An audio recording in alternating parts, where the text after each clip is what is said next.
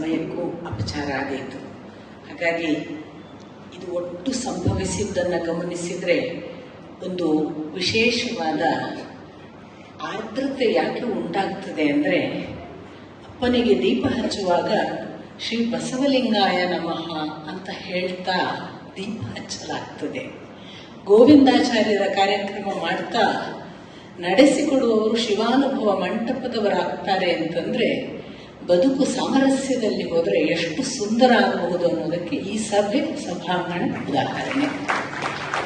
ಒಡೆದರೆ ಎಷ್ಟು ಕೆಟ್ಟದಾಗಬಹುದು ಅನ್ನೋದಕ್ಕೆ ನಾನು ಉದಾಹರಣೆಯನ್ನು ತೋರಿಸಬೇಕಾಗಿಲ್ಲ, ಸಮಾಜ ತೋರಿಸ್ತಿದೆ. ಅಂಥ ಒಡೆಯದ ಹಾಗೆ ನಿಜವಾದ ಒಡೆಯ ಅಂತ ಅವನಿಗೆ ಯಾಕೆ ಹೆಸರು ಅಂದ್ರೆ ಒಡೆಯಲಾರದವ, ಆದ್ದರಿಂದ ಒಡೆಯ. ಯಾರು ಒಡಿತಾನೆ ಅವನು ಒಡೆಯನಲ್ಲ. ಆದ್ದರಿಂದ ಅಂಥ ಒಡೆತನವನ್ನ ಜ್ಞಾನಮಾರ್ಗದಿಂದ ತೋರಿಸಿದ ಒಬ್ಬ ಅಪ್ಪನಂಥವರನ್ನು ನಿಮಗೆ ಯಥಾರ್ಥ ಹೇಳೋದು, ನಾವಾಗಿ ಯಾರನ್ನೂ ಕೇಳಿ ಈ ಕಾರ್ಯಕ್ರಮಗಳಾಗೋದಲ್ಲ. ಒಟ್ಟು ಒಂದು ವರ್ಷದಲ್ಲಿ 30 ಕಾರ್ಯಕ್ರಮಗಳನ್ನು ಕರ್ನಾಟಕದಾದ್ಯಂತ, ಋಷಿಕೇಶ ಮತ್ತು ಅಮೆರಿಕ ನಾವು ಮಾಡುವಾಗ ಇಷ್ಟೂ ಕಾರ್ಯಕ್ರಮಗಳನ್ನು ದಯವಿಟ್ಟು ಮಾಡಿ, ನಮ್ಮಲ್ಲಿ ಬಂದು ಮಾಡಿ ಅಂತ ಹೇಳಿದ್ದು ಆಯೋಜಕರೇ. ಯಾವುದು ಆ ಸೆಳೆತ, ಅದನ್ನು ನೋಡುವ ಒಂದು ಹಸಿವ ಕಣ್ಣುಗಳು ಮಾತ್ರ ನಮ್ಮವು. ನಾವು ಏನು ಇದರಲ್ಲಿ ಮಾಡಿಲ್ಲ. ಹೀಗೊಂದು ಮಾಡುವ ಯೋಚನೆ ಇದೆ, ನೀವು ಮಾಡಬಲ್ಲಿರಾ ಅಂತ ನನ್ನ ಆತ್ಮೀಯ ವಲಯದಲ್ಲಿ ಹೀಗೆ ಮಾಡುವವರನ್ನು ನನ್ನನ್ನು ಸಂಪರ್ಕಿಸಿ ಅಂತ ಕೇಳಿದ ಒಂದು ಸಂದೇಶವನ್ನು 24 ನವೆಂಬರ್ ಹೊತ್ತಿಗೆ ಕಳುಹಿಸಿದ್ದು ಹೌದು. ಕೊನೆಯ ಪಟ್ಟಿ ನಿರ್ಣಯ ಆಗುವಾಗ ಬಾಗಲಕೋಟೆ ಇರಲಿಲ್ಲ. 1-2-3 ಕಾರ್ಯಕ್ರಮಗಳಾದ ಮೇಲೆ SR ಮನಹಳ್ಳಿಯವರು ನನಗೆ ಫೋನ್ ಮಾಡುತ್ತಾರೆ. ನನಗೆ ಆಶ್ಚರ್ಯ ಆಯ್ತು.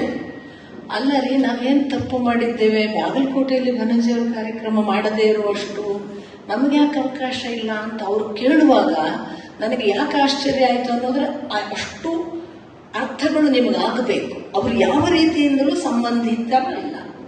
ಅದಕ್ಕೆ ಪೂರ್ವದಲ್ಲಿ ಅವರು ಶ್ರೀ ಚರಂತಿ ಮಠ ಸ್ವಾಮೀಜಿಯವರಿಗಾಗಿ ನಾನು ಒಂದು ಪುಸ್ತಕ ಹುಡುಕ್ತಿದ್ದೇನೆ, ನನಗೆ ಕೊಡಬಲ್ಲಿರ ಅಂತ ಕೇಳಿದ್ದು ಕೂಡ ಬನ್ನಂಜೆ ಉವಾಚವನ್ನು. ಮತ್ತೆ ನೋಡಿ, ಇದೆಲ್ಲ ನಮಗೂ ಬಹಳ ಸಂದೇಶಗಳಿವೆ. ಚರಂತಿ ಮಠ ಅವರು ಬನ್ನಂಜೆ ಉವಾಚವನ್ನು ತಗೊಂಡು 25 ಜನಕ್ಕೆ ಕೊಡ್ತಾರೆ ಅನ್ನೋದು, ಅದನ್ನು ಓದ್ತಾರೆ ಅನ್ನೋದು, ಬನ್ನಂಜೆ ಅವರ ಕಾರ್ಯಕ್ರಮವನ್ನು ಇಲ್ಲಿ ಮಾಡಿ ಅಂತ ಚರಂತಿ ಮಠದ ಕಲ್ಯಾಣ ಮಂಟಪ ಯಾವುದಿದೆ ಇದರಲ್ಲಿ ಮಾಡಿ ಅಂತ ಶಿವಾನುಭವ ಮಂಟಪ ಮತ್ತು ಗೆಳೆಯರ ಬಳಗ ಸೇರಿ ಆಯೋಜಿಸಬೇಕು ಅಂತ ಯೋಚಿಸ್ತೇವೆ ಅಂತ ಮನಹಳ್ಳಿ ಹೇಳುವಾಗ, ಬನ್ನಂಜೆಯವರು ಎಷ್ಟು ಜನರಿಗೆ ಯಾವ ಭೇದ ಭಾವವಿಲ್ಲದೆ ಮುಟ್ಟಿದ್ರು ಮತ್ತು ಕಟ್ಟಿದ್ರು ಮತ್ತು ಈಗಲೂ ಬೆಳೆಸ್ತಿದ್ದಾರೆ ಅನ್ನೋದನ್ನು ಅದು ತೋರಿಸ್ತದೆ ಅಂತ ನಾನು ಭಾವಿಸಿದ್ದೇನೆ. ಅದರ ಒಂದು ನಿಜ ನಿದರ್ಶನವಾಗಿ ಇವತ್ತಿನ ಕಾರ್ಯಕ್ರಮ ಆಗಿದೆ. ಅದಕ್ಕೆ ನಾನು ತುಂಬಾ ಕೃತಾರ್ಥ ಭಾವದಿಂದ ಮನಹಳ್ಳಿಯವರನ್ನು ನಂಬಿಸ್ತೇನೆ, ಬಾಗಲಕೋಟೆಯ ಜನರನ್ನು ನಂಬಿಸ್ತೇನೆ. ಯಾಕೆಂದ್ರೆ ನಾನು ಈಗಾಗಲೇ ಹೇಳಿದ ಹಾಗೆ ನಮ್ಮ 30 ಕಾರ್ಯಕ್ರಮಗಳು ಇವತ್ತು 30ನೆಯ ಕಾರ್ಯಕ್ರಮ. ಬಹುಶಃ 29ನೆಯ ಕಾರ್ಯಕ್ರಮ ಕಲ್ಲಹಳ್ಳಿಯಲ್ಲಿ ನಿನ್ನೆ ಕೊನೆಯದು ಅಂತ ನಾನು ಭಾವಿಸಿದ್ದೆ. ಆ ಕೊನೆಯ ಪಟ್ಟವನ್ನ ಬಾಗಲಕೋಟೆ ಕಟ್ಟಿಕೊಂಡಿದ್ರೆ ಅದಕ್ಕೆ ಮನಹಳ್ಳಿಯವರು ಕಾರಣ. ಮತ್ತು ಈಗಾಗಲೇ ನೀವು ಗಮನಿಸಿದ್ರಿ, ಬೇರೆ ಬೇರೆ ಆಯಾಮಗಳಲ್ಲಿ ಬೇರೆ ಬೇರೆ ರೀತಿಯಿಂದ ಅಪ್ಪನನ್ನ ತೋರುವ ಒಂದು, ಇದು ಚಂದ್ರನಲ್ಲ, finger pointing to the moon, ಚಂದ್ರನನ್ನೇ ತೋರಿಸಿದ್ದಲ್ಲ, ಚಂದ್ರನ ಕಡೆಗೆ ಬೆರಳು ಅನ್ನುವ ಹಾಗೆ ಇವರು ಬೇರೆ ಬೇರೆ ದಿಶೆಗಳನ್ನು ತೋರಿಸಿದ್ರು. ಬಹಳ ಜನ, ಮುಖ್ಯವಾಗಿ ಇವತ್ತು ದಿವ್ಯ ಸಾನ್ನಿಧ್ಯದ ಒಂದು ಮಾತಿನ ಹಾಗೆ ಆಡಿದಂತಹ ಶ್ರೀ ನಾಗಸಂಪಿಗೆಯವರ ಮಾತುಗಳನ್ನು ನೀವು ಹೇಳುವಾಗ ನಿಮಗೆ ಗೊತ್ತಾಗ್ತಿರ್ಬೋದು ಅವರ ಭಾವಾವೇಶ. ಹೀಗೊಬ್ಬ ವ್ಯಕ್ತಿ ಕಾಲವಾಗಿ 4 ವರ್ಷಗಳ ನಂತರ 5 ವರ್ಷಗಳ ನಂತರ ಒಂದು ಭಾವಾವೇಶಕ್ಕೆ ಒಳಗಾಗಿ ಅವರನ್ನ ತಟ್ಟಿ ಅವರು ಹಾಗೆ ಅವರು ಹೀಗೆ ಅಂತ ಹೇಳುವಾಗ ಅದು ಒಳಗೆಲ್ಲ ನರಗಳಲ್ಲಿ ಹರಿದು ಆಚಾರ್ಯರು ಹೀಗಿದ್ದಾರೆ ಅಂತ ನಿಮಗೆ ಹೇಳುವುದಲ್ಲ, ತನ್ನೊಳಗಿರುವುದನ್ನು ತಾನೇ ಮುಟ್ಟಿ ನೋಡುವ ಹಾಗೆ ಒಂದು ಭಾವನಾತ್ಮಕವಾಗಿ ಅವರು ಸ್ಪಂದಿಸಿದ್ರಲ್ಲ, ಇದು ಅಪ್ಪ ಇನ್ನೂ ಉಳಿದಿರುವುದಕ್ಕೆ ಸಾಕ್ಷಿ. ಅಂಥ ಮಾತುಗಳು. ಆದ್ದರಿಂದ ಇಬ್ರು ಹೇಳಿದ್ರು, ಚಕ್ರತೀರ್ಥ ಮತ್ತು ನಾಗಸಂಪಿಗೆಯವರು, ಅಪ್ಪನನ್ನು ಜೀವಂತ ಮತ್ತೆ ಇಡುವುದು ಅಂತ. ಅಪ್ಪ ಜೀವಂತವೇ ಇದ್ದಾರೆ, ನಾನು ಅವರಿಗೆ ಬಹುಶಃ ಹೇಳುವುದು ನಾವು ಸತ್ತಿಲ್ಲ ಅಪ್ಪ ಅಂತ ಅಷ್ಟೇ. ನಮ್ಮನ್ನು ಸಾಯುವಂತೆ ಮಾಡಿ, ನಮ್ಮ ಈ ಅಹಂಕಾರ ಇಲ್ಲವಾಗಿ ನಾವು ಸತ್ತು ಹೋಗುವಂತೆ ಮಾಡಿ ಅನ್ನೋದಷ್ಟೇ ನಾನು ಮಾಡ್ತಾ ಇರೋ ಕೆಲಸ. ಹಾಗಾಗಿಯೇ ಮೇಲೆ ಬನ್ನಿ, ಅಲ್ಲಿ ನಿಲ್ಲಿ, ಅಲ್ಲಿ ತೋರಿ, ಏನೋ ಸನ್ಮಾನ ತಗೊಳ್ಳಿ, ದೇವರಾಣೆಗೂ ಸಾಧ್ಯ ಇಲ್ಲ ಸ್ವಾಮಿ. ದೊಡ್ಡದರ ಮುಂದೆ ಎಷ್ಟು ಸಣ್ಣದಾಗಲಿಕ್ಕೆ ಸಾಧ್ಯ ಅಂತ ಒಂದು ಪ್ರಯತ್ನ ಇದು. ಆಗಲೇ ಅಹಂಕಾರ ಖಂಡನೆಂದ್ರು. ಅಹಂಕಾರ ಅಂದ್ರೆ ಏನು, ಆ ಎಲಿಮೆಂಟ್ ಎಲ್ಲಿದೆ ಅಂತಲೇ ಗೊತ್ತಿಲ್ಲದೆ ಹುಡುಕುವ ಜೀವ ನಾವು. ಎಲ್ಲಿಂದ ಖಂಡನೆ ಮಾಡೋದು, ಎಲ್ಲಿಂದ ಆರಂಭಿಸುವುದು ಗೊತ್ತಿಲ್ಲ. ಈಗಾಗಲೇ ಮಾಡಿದವರಿದ್ದಾರಲ್ಲ, ಅವರ ಬುಡದಲ್ಲಿ ಕೂತ್ಕೊಳ್ಳೋಣ ಅಂತ ಒಂದು ಪ್ರಯತ್ನ ಅಷ್ಟೇ. ಈ ಎಲ್ಲ ಭಾವ ಸಂಗಮಗಳನ್ನ, ಈ ಕೂಡಲ ಸಂಗಮದ ಜಾಗ, ಇಲ್ಲಿ ವಚನದ ನೆಲ, ಇದೊಂದು ಶರಣರ ಪಂಥ ನಡೆದ ಭಕ್ತಿಯ ಸ್ಥಳ. ಬಹಳ ಸತ್ಯದ ಮಾತು ನಿಮಗೆ ಹೇಳಬೇಕಾದ್ರೆ, 4 ಜಾಗಗಳಲ್ಲಿ ಅಮೆರಿಕಕ್ಕೆ ಹೋಗಿದ್ವಿ. ಹ್ಯೂಸ್ಟನ್, ಫೀನಿಕ್ಸ್, ನ್ಯೂ ಜೆರ್ಸಿ ಮತ್ತು ಸ್ಯಾನ್ ಹ್ಯೂಸ್. 4 ಕಡೆಗಳಲ್ಲಿ ಒಂದೊಂದು 3 ದಿನ ಬೇರೆ ಬೇರೆ ಜನ ನಮ್ಮನ್ನು ಹೋಸ್ಟ್ ಮಾಡಿದ್ರು. ಅವರವರ ಮನೆಗಳಲ್ಲಿ ಊಟ ತಿಂಡಿ ಕೊಟ್ಟು ನಮ್ಮನ್ನು ಕರ್ಕೊಳ್ಳೋದು, ಮತ್ತೆ ಎಲ್ಲ ಕಾರ್ಯಕ್ರಮಗಳನ್ನ ವ್ಯವಸ್ಥೆ ಮಾಡೋದು. ನಮಗೆ ಬೇರೆ ಬೇರೆ ರೀತಿಯಿಂದ ದಾನ, ಧರ್ಮ ಮತ್ತು ಜಿಜ್ಞಾಸೆಗೆ ಬಂದಂತಹ ಪ್ರೇಕ್ಷಕರು. ಒಂದೇ ಒಂದು ವಾಕ್ಯ ಉತ್ಪ್ರೇಕ್ಷೆ ಅಲ್ಲ, ನಿರರ್ಗಳವಾಗಿ ನಿರಂತರವಾಗಿ ನಾನು ಗಮನಿಸಿದ್ದು ಅದನ್ನೆಲ್ಲ ಮಾಡಿದವರು 99% ಉತ್ತರ ಕರ್ನಾಟಕದ ಜನ. ದಕ್ಷಿಣ ಕನ್ನಡದ ಅಪ್ಪನಿಗೆ ಆ ಪರಿ ಇವತ್ತಿಗೂ ಅಲ್ಲಿ ನಮಗೆ ಬಂದ ಪ್ರೇಕ್ಷಕರಲ್ಲಿ 99% ನನ್ನನ್ನು ಮೀಟ್ ಆದವರೆಲ್ಲ ಉತ್ತರ ಕರ್ನಾಟಕ. ನಮ್ಮನ್ನು ಹೋಸ್ಟ್ ಮಾಡಿದ್ದೆಲ್ಲ ಉತ್ತರ ಕರ್ನಾಟಕದ ಜನ. ಈ ನೆಲಕ್ಕೆ ಭಕ್ತಿ ಇದೆ, ಈ ನೆಲಕ್ಕೆ ಶ್ರದ್ಧೆ ಇದೆ, ಈ ನೆಲಕ್ಕೆ ಭಾರಿ ಭಾರಿ ಗೌರವ ಮತ್ತು ಹಸಿವು ಇದೆ ಜ್ಞಾನದ ಬಗ್ಗೆ. ಅದು ಕಾಣುತ್ತದೆ. ಆದ್ದರಿಂದಲೇ ಬಹುಶಃ ಕೊನೆಯ ಕಾರ್ಯಕ್ರಮವನ್ನು ಅಪ್ಪ ಇಲ್ಲಿ ಮಾಡಿಸ್ಕೊಂಡಿದ್ದಾರೆ. ಅಂಥ ಉತ್ತರ ಕರ್ನಾಟಕದ ಈ ಭಕ್ತಿಯ ನೆಲದಲ್ಲಿ 3 ಜನ ವಿದ್ವಾಂಸರು, ನಿಮಗೆ ವಿಜಯ ಸಿಂಹಾಚಾರ್ಯರು ತನ್ನ ಜೀವಿತಾವಧಿಯ 30-40 ವರ್ಷ ಆಗಿದ್ರೆ ಅದರಲ್ಲಿ 30 ವರ್ಷ ಅಪ್ಪನನ್ನ ಜೊತೆಗೆ ಕಳೆದಿದ್ದಾರೆ ಅಂತ ನಿಮಗೆ ಅರ್ಥ ಆಗ್ಬೇಕು. ಅವ್ರು ಯಾವ ಪರಿ ಅಪ್ಪನನ್ನ ಹೇಗೆ ನೋಡಿ, ಇಲ್ಲಿ ಅವನೊಬ್ಬನೇ ಗುರು ಅಂತ ಹೇಳಿ ನನ್ನ ಗುರುವಿನ ಬಗ್ಗೆ ಮಾತಾಡ್ತೇನೆ ಅಂತ ಹೇಳ್ತಾ ಹೋದ್ರು.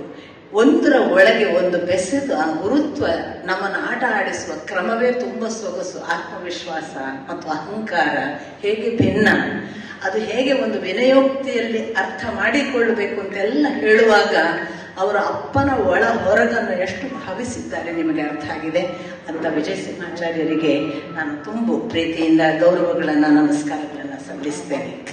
ರಮೇಶ್ ವಾಸುದೇವ್ ಅವರು ವಾಸ್ತವಿಕ ಇಸ್ರೋ ಸಂಸ್ಥೆಯ ಒಬ್ಬ ವಿಜ್ಞಾನಿಯಾಗಿ ಸ್ವಯಂ ನಿವೃತ್ತಿ ತೆಗೆದುಕೊಂಡು ಅಧ್ಯಾತ್ಮಕ್ಕೆ ಬರಬೇಕು, ಇನ್ನು ಸಾಕು ಅದು ಅಂತ ಈಗ ಪೂರ್ತಿ ಅಪ್ಪನ ವಿಶ್ಲೇಷಣೆಗಳನ್ನು ಮುಖ್ಯ ಮಾದರಿಯಾಗಿ ಇಟ್ಟುಕೊಂಡು ಭಾಗವತವನ್ನ ಮತ್ತು ಇತರ ಭಾರತೀಯ ಪರಂಪರೆಯ ಶಾಸ್ತ್ರ ಗ್ರಂಥಗಳನ್ನು ನೋಡುವ ಪ್ರಯತ್ನ ಮಾಡ್ತಾ ಇರುವವರು.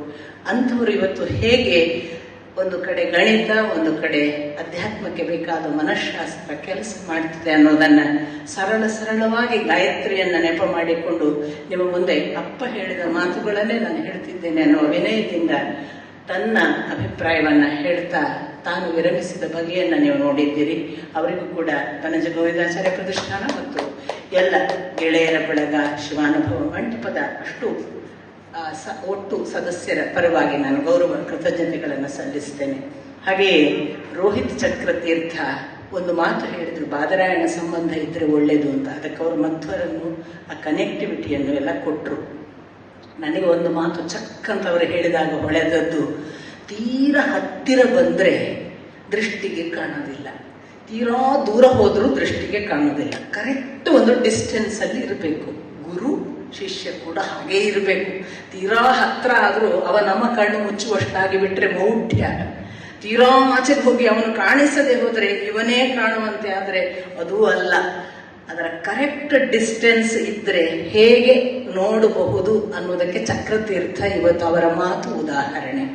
ಅಂದ್ರೆ ಒಂದು ವ್ಯಾಮೋಹದ ಮೌಢ್ಯ ಇಲ್ಲ ಅವರ ಮಾತಿನಲ್ಲಿ.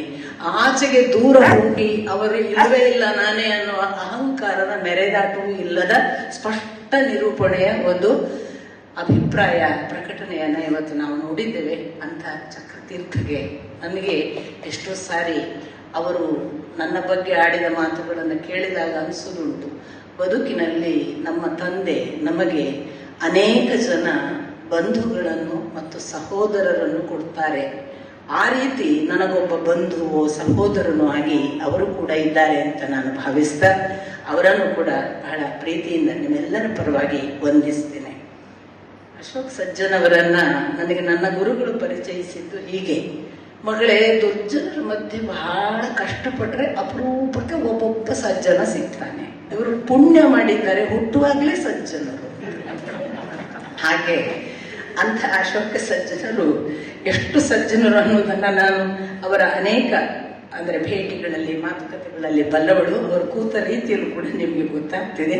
ಯಥಾರ್ಥ ಮತ್ತು ಯಥಾರ್ಥ ಇಲ್ಲದೆ ನಮ್ಮ ತಂದೆ ನನ್ನ ಗುರುಗಳ ಹಾಗೆ ಹೇಳೋದಿಲ್ಲ. ಅಂಥ ಅಶೋಕ ಸಜ್ಜನರು ಕೂಡ ಇಲ್ಲಿ ಉಪಸ್ಥಿತರಿರೋದು ನನಗೆ ತುಂಬ ಸಂತೋಷದ ವಿಷಯ. ಅವರನ್ನು ಕೂಡ ನಾನು ತುಂಬ ಪ್ರೀತಿಯಿಂದ ನಿಮ್ಮೆಲ್ಲರ ಪರವಾಗಿ ವಂದಿಸ್ತೇನೆ. ಮೀನಾ ಚಂದ್ರಾವರ್ಕರ್ ಬಗ್ಗೆ ಬಹಳ ಜನ ಹೇಳಿದರು. ಹೌದು, ಅವರು ಎಷ್ಟು ಜೀವಂತ ಮಾದರಿಯಾಗಿ ಇವತ್ತಿಗೂ ಕೂಡ ನಡೀತಾರೆ ಅಂದರೆ, ಈಗ ಇನ್ನೊಂದು ಕೆಲ ದಿನಗಳಲ್ಲಿ ನಮ್ಮ ಕಲ್ಲಹಳ್ಳಿಯ ಸತ್ಯಕಾಮರ ಉಪವಾಸ ಸಭಾಂಗಣದಲ್ಲಿ ಒಂದು ಕಾರ್ಯಕ್ರಮ ಹಮ್ಮುತ್ತಾರೆ ಅವರೇ.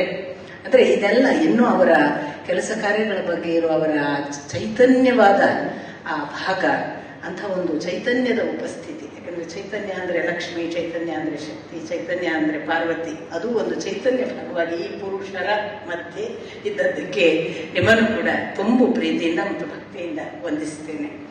ನಮ್ಮ ಜೊತೆಗೆ ಡಾಕ್ಟರ್ ಮಸೂರ್ಕರ್ ಇದ್ದಾರೆ. ಬಹಳ ದಿನಗಳ ಹಿಂದೆಯೇ ಮನಹಳ್ಳಿಯವರು ಹೇಳಿದರು, ಈ ಕಾರ್ಯಕ್ರಮ ಆಗ್ತದೆ ಮಾಡಬೇಕು ಅಂತ ನನಗೆ ಯೋಚನೆ ಬಂದು ನಿಮಗೆ ಕೇಳಿ ಒಪ್ಪಿಗೆ ತಗೊಂಡ ತಕ್ಷಣ ನನಗೆ ಪೂರ್ತಿ ಸಹಕಾರ ಕೊಟ್ಟವರು ಡಾಕ್ಟರ್ ಮಸೂರ್ಕರ್. ನಾನು ಅವರ ಬಲದಿಂದ ಮುಂದೆ ಹೊರಟಿದ್ದೇನೆ. ಡಾಕ್ಟರ್ ಮಸೂರ್ಕರ್ ಅಂತೂ ಇದ್ದಾರೆ, ಯಾರಿಲ್ಲದಿದ್ರು ಮುಂದೆ ಎಲ್ಲರೂ ಕೂಡಿಕೊಂಡ್ರು, ಅದು ದೊಡ್ಡ ಪ್ರವಾಹವಾಗಿ ಇವತ್ತು ನಿಮ್ಮ ಮುಂದೆ ಇದೆ. ಬಟ್ ಮಸೂರ್ಕರ್ ಅವರು ಅಷ್ಟನ್ನೇ ಮಾಡಲಿಲ್ಲ, ನಮ್ಮನ್ನು ಮನೆ ಕರೆದು ಇವತ್ತು ಅವರ ಸಂಜೆಯ ಒಂದು ಆತಿಥ್ಯವನ್ನು ನಾವು ಸ್ವೀಕರಿಸಿ ಅವರು ಕೊಟ್ಟ ಒಂದು ಒಳ್ಳೆಯ ಪುಸ್ತಕವನ್ನು ಪಡೆದು ಅವರ ಧರ್ಮಪತ್ನಿ ಕೊಟ್ಟ ಜಪಮಾಲೆಯನ್ನು ಸ್ವೀಕರಿಸಿ ಎಷ್ಟು ಪ್ರೀತಿಗಳನ್ನು ನಾವು ಪಡೆದು ಬಂದಿದ್ದೇವೆ.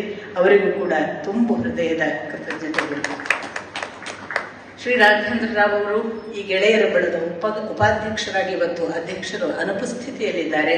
ಅಂತ ರಾಘವೇಂದ್ರ ರಾವ್ ಅವರು ಕೂಡ ಅಪ್ಪನ ರಾಘವೇಂದ್ರ ಸ್ವಾಮೀಜಿ ಒಂದು ನೆನಪಿನ ಭಾಗವಾಗಿಯೂ ಇದ್ದಾರೆ ಅನ್ನೋ ಹಾಗೆ ತಾನು ಇದ್ದಾರೆ. ಅವರನ್ನು ಕೂಡ ನಾನು ತುಂಬ ಪ್ರೀತಿಯಿಂದ ವಂದಿಸ್ತೇನೆ.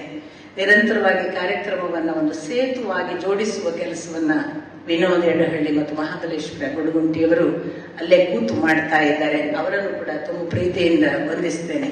ಒಂದಿಷ್ಟು ಬೈಗಳ ತೆಗೆದುಕೊಂಡು ನಮ್ಮ ಧ್ವನಿಯನ್ನು ಸುಸ್ಪಷ್ಟ ಮಾಡಿ ಯಾರಿಗೂ ಏನು ತೊಂದರೆ ಆಗದ ಹಾಗೆ ನೋಡಿಕೊಳ್ಳುವಾಗ ತಮ್ಮ ಕಿವಿಗಳಿಗೆ ಕೆಟ್ಟ ಕೆಟ್ಟ ಮಾತು ಕೇಳಿದ್ರು ನಿಮಗೂ ಒಳ್ಳೆಯದನ್ನು ಕೇಳಿಸುವ ಪ್ರಯತ್ನ ಮಾಡುವ ಇಬ್ಬರು ಧ್ವನಿವರ್ಧಕದ ಆ ತಂತ್ರಜ್ಞರಿಗೂ ಕೂಡ ವಂದನೆಗಳು.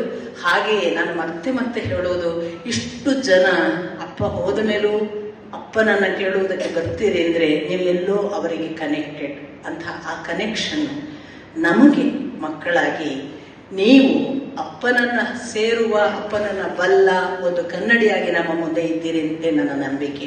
ಯಾಕಂದ್ರೆ ಅಪ್ಪ ಅಂದಾಗ ನಮಗೆ ಅಪ್ಪ ಅಂತ ಮಾತ್ರ ಪರಿಚಯ ಇರ್ತದೆ. ಅಪ್ಪನ ವ್ಯಕ್ತಿತ್ವಕ್ಕೆ ಇನ್ನು ಅನೇಕ ಆಯಾಮಗಳಿರ್ತವಲ್ಲ, ಅದು ನಿಮಗೆ ಹೊರಗಿನವರಿಗೆ ಗೊತ್ತು. ನಮಗೆ ಗೊತ್ತಿರುವ ಅಪ್ಪ ನಿಮಗೆ ಗೊತ್ತಿರಲ್ಲ. ನೀವು ಹೇಳುವ ಗುರುವೋ ಮತ್ತೊಬ್ಬ ಜ್ಞಾನಿಯೋ ನಮಗೆ ಗೊತ್ತಿರೋದಿಲ್ಲ. ಅದೆಲ್ಲವನ್ನು ನಮಗೆ ತೋರುವ ಮತ್ತು ಆ ಮೂಲಕ ಅಪ್ಪನನ್ನು ನಮ್ಮ ಮೂಲಕ ನಿಮಗೆ, ನಿಮ್ಮ ಮೂಲಕ ನಮಗೆ ಕೂಡಿಸುವ ಅಪ್ಪನ ಒಂದು ಈ ಜ್ಞಾನ ಪರಂಪರೆಯ ಮಾರ್ಗಕ್ಕೆ ಒಂದು ಬಂಧ, ಒಂದು ಸೇತು ಆಗುವಂತಹ ಈ ಕುಟುಂಬ ಇದೆಯಲ್ಲ, ಇದು ನಿರಂತರ ಏನೋ ಮಾಡ್ಲಿಕ್ಕಾಗಿ ಇದೆ ಅನ್ನುವ ಭಾವದಲ್ಲೇ ನಾನು ನಿಮ್ಮೆಲ್ಲರ ಜೊತೆಗೂ ಇದ್ದೇನೆ ಮತ್ತು ಇರ್ತೇನೆ. ಇನ್ನು 30 ಕಾರ್ಯಕ್ರಮಗಳಿಗೆ ಇದು ಮುಗಿಬಾರದು ಅನ್ನುವ ಒತ್ತಡ ಕೂಡ ನನ್ನ ಮೇಲೆ ಬಹಳ ಜನ ಹಾಕ್ತಾರೆ. ಆದ್ರೆ ಒಂದು ಪ್ರಾಮಾಣಿಕವಾಗಿ ಹೇಳೋದು, ಯಾರ ಒತ್ತಡಕ್ಕೋ ಯಾರು ಹೇಳಿದ್ರು ಅಂತ ಏನನ್ನಾದ್ರೂ ಮಾಡುವ ಆಸಾಮಿ ನಾನಲ್ಲ. ನನಗೊಂದು ಒಳಗೊಂದು ಏನೋ ಎಬ್ಬಿಸ್ಬೇಕು ಅಂಥದ್ದನ್ನು ಎಬ್ಬಿಸಿದ್ರೆ ನಾನು ಖಂಡಿತಕ್ಕೂ ಇದು ಇನ್ನೂ 100 ಇನ್ನಿಂಥ ಬೇರೆ ಬೇರೆ ಆಯಾಮಗಳನ್ನ ಖಂಡಿತ ಕೂಡಿ ಮಾಡುವ ಅಪೇಕ್ಷೆ ಇದೆ. ಅದಕ್ಕೆ ಬಹುಶಃ ಬನ್ನಂಜೆಯ ಬಳಗವಾಗಿಯೇ ನೀವು ನಮ್ಮ ಜೊತೆಗಿರಬೇಕು ಅಂತ ನನ್ನ ಪ್ರಾರ್ಥನೆ. 1, 2, 3 ನಾವು ಸಮಾರಂಭ ಮಾಡ್ತೇವೆ ಅಂತ ಈಗಾಗಲೇ ನೀವು ಒಂದು ಉಲ್ಲೇಖವನ್ನು ಕೇಳಿದ್ರಿ. ಮನಹಳ್ಳಿಯವರು ಹೇಳುವಾಗ ನಾನು ನಿಮಗೆ ವೈಯಕ್ತಿಕವಾಗಿ ಹೇಳಬೇಕಿತ್ತು, 1, 2, 3 ಸಮಾರೋಪ ಸಮಾರಂಭ ಅದು ಕೇವಲ ನಮ್ಮ ಕಾರ್ಯಕ್ರಮವಲ್ಲ. ಯಾರೆಲ್ಲ ಆಯೋಜಿಸಿದ್ದಾರೆ ಅವರೆಲ್ಲ ಅಲ್ಲಿಗೆ ಬರಬೇಕು ಅಂತ ನಮ್ಮ ಪ್ರಾರ್ಥನೆ. ಆ ದಿನ ಬನ್ನಜೆ ಗೋವಿಂದಾಚಾರ್ಯರ ಒಂದು ಬಯೋಪಿಕ್ ಅನ್ನು ಕೂಡ ನಾವು ಪ್ರಸ್ತುತಪಡಿಸ್ತಿದ್ದೇವೆ. ಬಯೋಪಿಕ್ 2.5 ಗಂಟೆ ಇತ್ತು, ಈಗಾಗಲೇ ಸಿದ್ಧವಾಗಿದೆ. ಇಂದು ಎನಗೆ ಗೋವಿಂದ ಅಂತ ಅದರ ಚಿತ್ರದ ಹೆಸರು. ಅದು ಜುಲೈ 20ಕ್ಕೆ ಅದರ ಪ್ರಥಮ ಮುನ್ನೋಟದ ಒಂದು ಭಾಗವನ್ನ ನೋಡ್ತೀವಿ ನಾವು. ಆಗಸ್ಟ್ 3ಕ್ಕೆ ಅದು ನಿಮ್ಮ ಮುಂದೆ ಪ್ರಸ್ತುತಗೊಳ್ಳುತ್ತೆ. ದಯವಿಟ್ಟು ನೀವೆಲ್ಲರೂ ಬರಬೇಕು. ನೀವು ಮನಹಳ್ಳಿಯವರಿಗೆ ಹೆಸರು ಕೊಡಿ, ನನಗೆ ಬಂದರೆ ಸಾಕು. ನೀವು ಅಲ್ಲಿ ಬಂದು ಉಳಿಯುವ ವ್ಯವಸ್ಥೆ ಕೂಡ ನಾವು ಮಾಡ್ತೇವೆ 3 ದಿನಗಳ ಕಾಲ. ನಿಮ್ಮ ಉಳಿಯುವ ಊಟದ ವ್ಯವಸ್ಥೆಗಳ ಜೊತೆಗೆ ನಿಮ್ಮನ್ನ ನೋಡುವ ಒಂದು ಅವಕಾಶವನ್ನು ನಮಗೆ ಕೊಡಿ ಅಂತ ಪ್ರಾರ್ಥಿಸ್ತಾ, ಇಷ್ಟೆಲ್ಲಕ್ಕೂ ಕಾರಣವಾದ ಮನಹಳ್ಳಿಯವರನ್ನ ಮತ್ತು ಮಸೂರ್ಕರವರನ್ನ ಎಲ್ಲರನ್ನು ಮತ್ತೆ ಮತ್ತೆ ಅಭಿನಂದಿಸಿ ಅಥವಾ ವಂದಿಸಿ ಇಂಥ ಕಾರ್ಯಕ್ರಮಗಳ ಮೂಲಕ ನಾವು ಜ್ಞಾನ ಕುಟುಂಬವೊಂದನ್ನು ಬೆಳೆಸೋಣ ಅಂತ ಮತ್ತೊಮ್ಮೆ ಹೇಳಿ, ನೀವೆಲ್ಲರ ಪದತಲಕ್ಕೆ ಇದು ಸಾಕ್ಷಾತ್ ಭಗವಂತನ ಸ್ಥಳ ಅಂತ ಭಾವಿಸ್ತಾ ಎಲ್ಲ ಪದತಲಕ್ಕೆ ಮತ್ತೊಮ್ಮೆ ನಮಿಸಿ ವಂದನೆಗಳು. ನಮಸ್ಕಾರ.